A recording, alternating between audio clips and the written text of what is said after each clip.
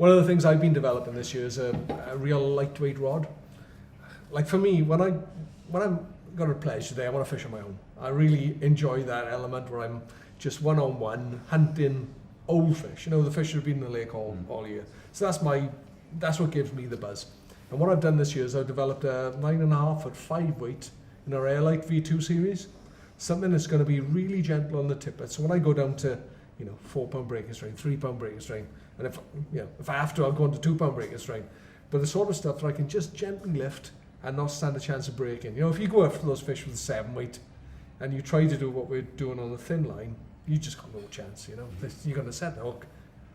Big overwintered fish is going to take off, and before you can get it on the reel, it's going to blow you up. So. And it's key. You mentioned sort of the lighter tippet, the softer tippet, the tip of the rod, the softer tippet in your leader material. It's getting that balance. It is. And you can't fish your 4 or 5 pound line with an 8 weight competition rod that I would typically use. Yeah. And I do have some 4 or 5 weights, believe it or not. Yeah. And I have fished national finals using a 4 or 5 weight, out and out dry flies and 5 pound tippet. It's all about balancing up your kit for the situation. If you do a good job of that, you're going to catch heaps more fish.